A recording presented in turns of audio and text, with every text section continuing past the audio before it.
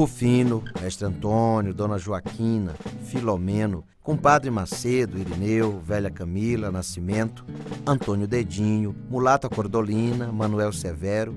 Nas ruas de São Luís, um povo simplesmente acende o dia da cidade nos primeiros anos após a abolição da escravatura e a proclamação da República. Estamos na última década do século XIX. São Luís tem menos de 50 mil habitantes e se desdobra entre o Campo do Ourique e a Praia Grande. Mas há também os arrabaldes, bairros distantes como Liberdade, Outeiro da Cruz e Anil. Astolfo Marques conhece como poucos essas pessoas, porque viveu entre elas.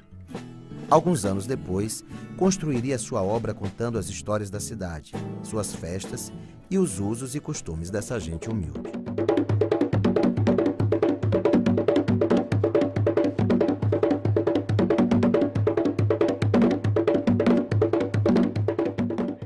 O Astolfo fala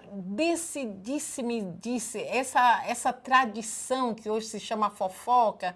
Agora imagina no início do século, final para início do século XX, uma cidade tão pequena, onde todos se conheciam, onde todos, um sabe da vida do outro. E as manifestações culturais, as danças, tem danças que nós vamos tomar conhecimento através justamente dos contos, das novelas do Astolfo. Raul Astolfo Marques, criador da cadeira número 10 da Academia Maranhense de Letras, nasce em São Luís a 11 de abril de 1876 e morre a 20 de maio de 1918. Negro, de origem humilde, veio ao mundo ainda no tempo da escravatura, regime que só acabaria 12 anos após seu nascimento. Mas as consequências de mais de 300 anos de escravidão ainda se prolongariam por muitos anos.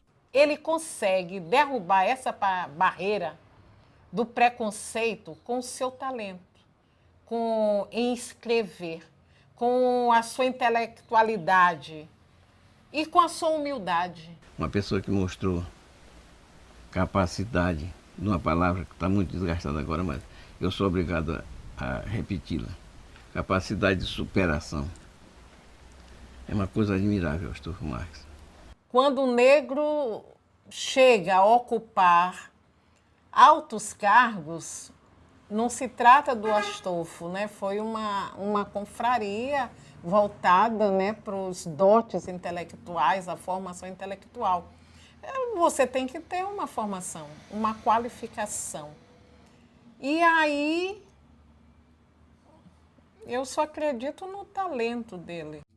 Não há registro sobre a infância de Astolfo Marques. Sabe-se apenas que trabalhou como servente na Biblioteca Pública do Estado e tornou-se um dedicado leitor do acervo da instituição. O interesse pelos livros o aproximou dos diretores da casa, entre eles o escritor e jornalista Antônio Lobo, de quem se tornou amigo.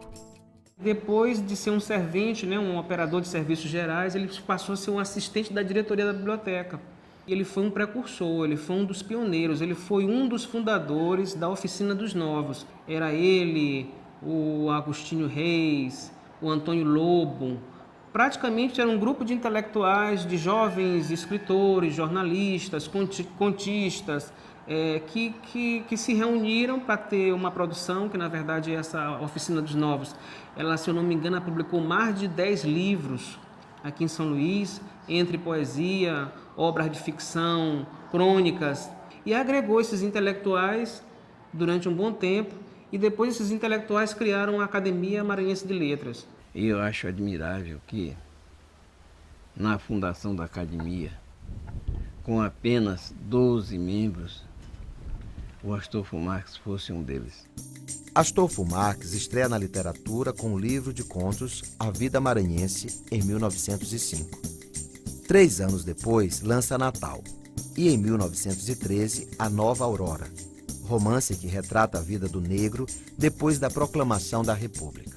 E ele mostra assim com muita esperança e também assim com uma certa amargura, uma certa angústia, como é que seria a vida do negro depois que, terminada a escravidão, né? A monarquia estava praticamente se exaurindo, e como é que seria a vida do negro no Maranhão, as pessoas pobres do Maranhão naquela época, sob o advento da República. E o livro faz muito questionamento sobre isso. Na verdade, é um livro de muitas dúvidas, onde ele retrata tipos populares do Maranhão, gente simples, carregadores de mercadoria, estivadores, vendedoras de rua, negros de rua, e escravos mesmo que existiam naquela época. E ele fala dessa angústia dele, ele retrata isso de uma forma genial nesse livro, A Nova Aurora, que foi publicado aqui no Maranhão, por uma tipografia daqui de São Luís, no ano de 1913.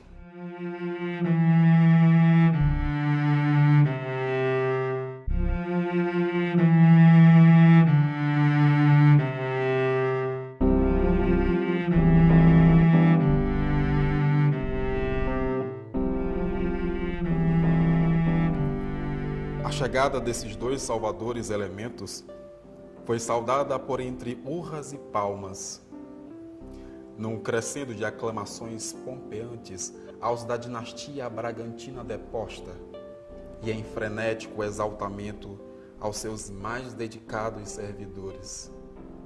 O sol, de um dia ardente, dardejava aquela onda humana, que agora apinhava o largo num burburinho belicoso, imovente, indeciso quase, para uma resolução extrema. Havia gente, havia chefe de arruaça, apenas faltava uma cabeça pensante ou um braço forte para intemeratamente dirigir o movimento a estalar.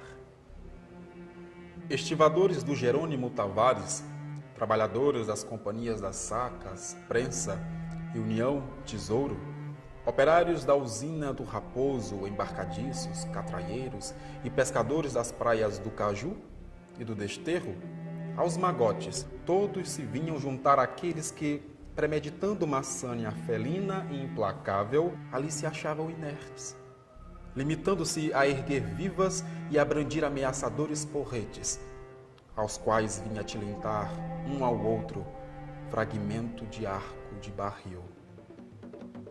Em A Vida Maranhense e Natal, Astolfo Marques destaca na vida cotidiana a participação do povo nas festas da cidade.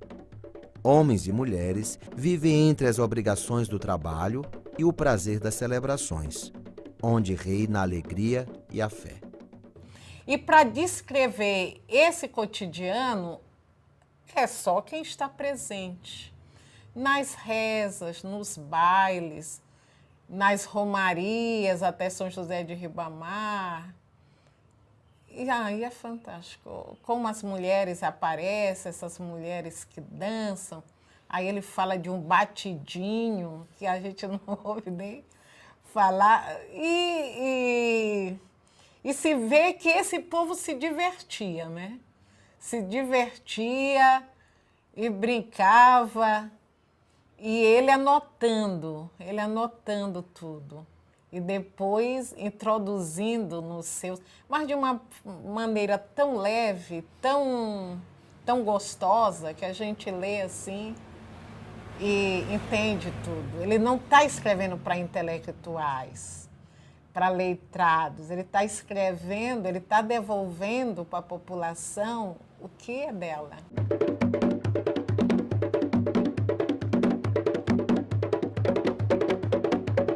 O Astolfo é funcionário público, né? Aí trabalha também na Secretaria do Interior, e ele também vai prestar serviço na Associação Comercial. É uma pessoa que vai trabalhar e tem os seus escritos, né? Com a sua intelectualidade, com a sua sensibilidade em escrever. Mas me parece que é mais uma atitude assim silenciosa. Não é assim de estar contestando claramente essa sociedade. Mas, na verdade, se a gente for ver, ao modo dele, ele denunciava as atrocidades da escravidão, ele denunciava as desigualdades sociais, mas não era de uma forma aberta, declarada, porque ele sabia que ele não ia dar murro em ponta de faca, né? Então ele tinha um discurso muito moderado, muito era uma denúncia social que ele fazia, uma crítica que ele fazia, mas de uma forma muito moderada, muito leve. Ele não se confrontava assim com o poder estabelecido que havia naquela época. Os bondes circulavam repletos e, pelos modos, mostravam não ter pressa em recolher-se à estação. Quem não pudera tirar o corpo para o foguedo em algum sítio na ilha, estirava as pernas pela cidade. Uns apinhavam as portas das ermidas ainda trancadas. Outros se antecipavam na visitação aos presépios que, porventura, já estavam franqueados. A caixeirada, os estudantes, ainda com a sápida recordação das representações pastoris, no ano anterior, em casa do Assunção, empenhavam-se vivamente para obter bilhetes de ingresso que, na noite seguinte, lhes permitissem assistir à dança dos pastores na casa do Álvaro. Passados mais de 120 anos da abolição da escravatura, a situação do negro na sociedade brasileira ainda não é a ideal. Daquele tempo, uma coisa ficou para sempre viva: a alegria desse povo. Ao ler, eu ainda encontro muito dessa alegria que ele passa, dessa participação nos folguedos, nas festas populares. E na hora em que eu vejo aquela alegria, aquelas letras assim, picantes, de duplo sentido, aí eu disse, nossa, é Astolfo Marques. Ele conseguiu botar isso há um século. Se os negros conseguiam tocar e dançar com alegria, mesmo no tempo do cativeiro, o que demonstra é que o espírito não se escravizou.